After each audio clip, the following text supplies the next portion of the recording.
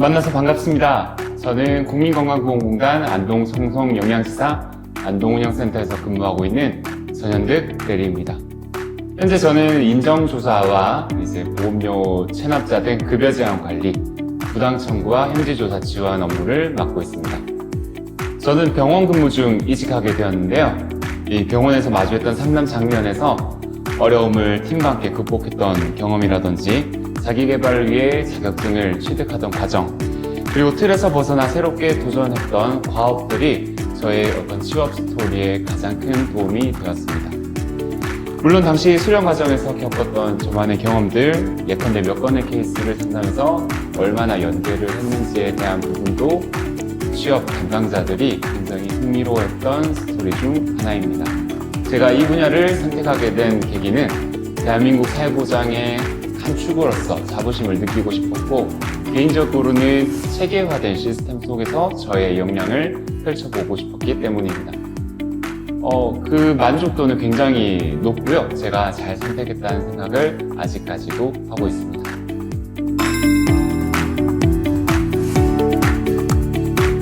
저는 요양근무 중에 하나인 시차 출퇴근제를 이용하고 있고요. 8시에 출근해서 그날 당일에 출장 업무들을 점검합니다. 이후에 출장을 나가서 1시까지는 가가호호 방문해서 인정조사를 진행하고요. 복귀해서 3시까지는 출장 결과에 대한 보고라든지 인정조사를 했던 결과 보고서들을 작성합니다. 추후에는 민원응대와 함께 제 고유 업무인 부당청구 관련된 업무들, 현지조사 지원된 업무들, 급여 제한과 관련된 업무들을 담당하고 있고, 그 외에도 동시간대에 민원응대를 함으로써 바쁜 나날들을 보내고 있는데요. 그러다 보면 어느덧 퇴근 시간인 5시에 이르게 됩니다. 이게 저의 하루 일과예요.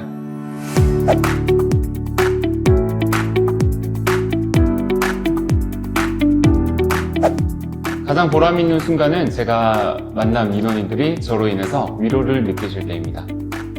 제가 담당하고 있는 업무 특성상 고령의 어르신들 그리고 그 가족들이 주 대상이신데요.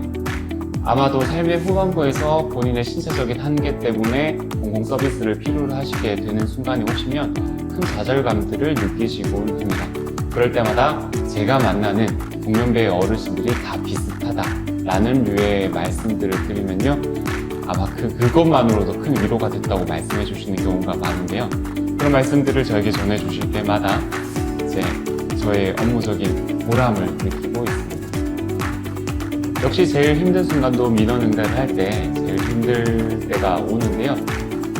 본인의 개인적인 상황 때문에 우리 시스템이 서비스를 제공해 주지 못할 때 들어오는 항의성 민원들이 가끔 힘들게 하곤 합니다. 다만 그럴 때는 추후에 다시 안내해 드린다든지 다른 방법을 모색한다든지 아니면 외부에 연결될 수 있는 우리 서비스 외의 서비스가 있는지 확인 후에 안내해 드리면 조금 설득이 되고는 합니다.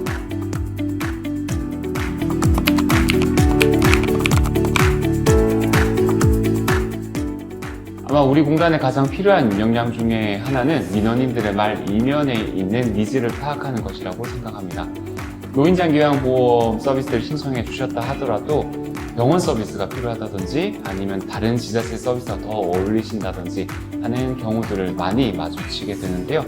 그럴 때마다 우리 서비스는 해당이 안 되시는데요 라고 말씀드리기보다는 다른 서비스에 이런 부분이 더 어울리시는데 혹시 이 부분은 알아보고 오셨나요? 라고 말씀드릴 때 대화가 잘 되는 경우가 더 많았습니다.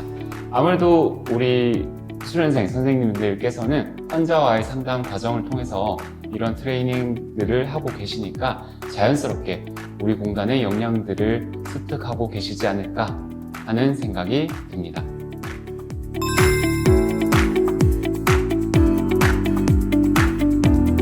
워라벨은 부서마다 근무지마다 차이가 크기 때문에 제가 말씀드리기 어려운 부분 중에 하나인데요.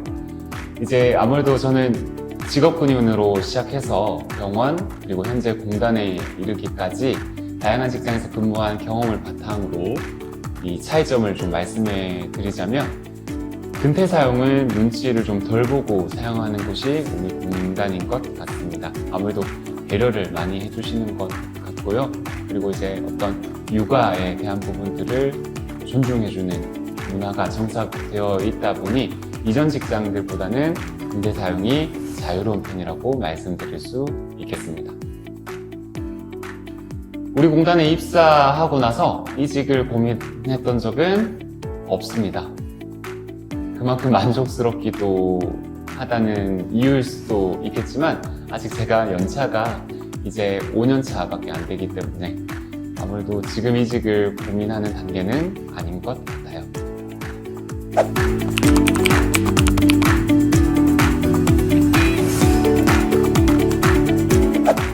제가 감히 우리 공단에 어떤 추천하고 싶은 사람, 아니면 말리고 싶은 사람을 말씀드리기는 어렵지만 아무래도 눈치를 그렇게 많이 주는 편이 아니기 때문에 스스로 뭔가 좀 주도적으로 잘할 수 있는 분들, 나는 내 스스로 뭔가 업무를 잘 이끌어낼 수 있다 하는 분들이 오시면 굉장히 잘 어울리실 것 같습니다.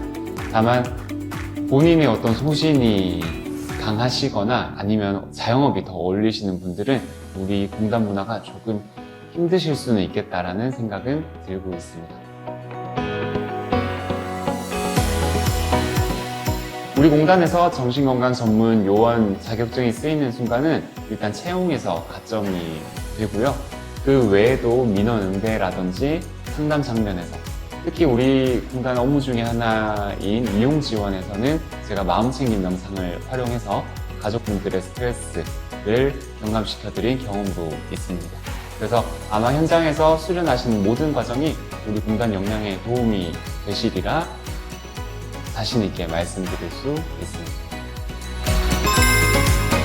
상담과 행정의 비중을 말씀드리면 8대 2나 7대 3 정도 되는 것 같아요.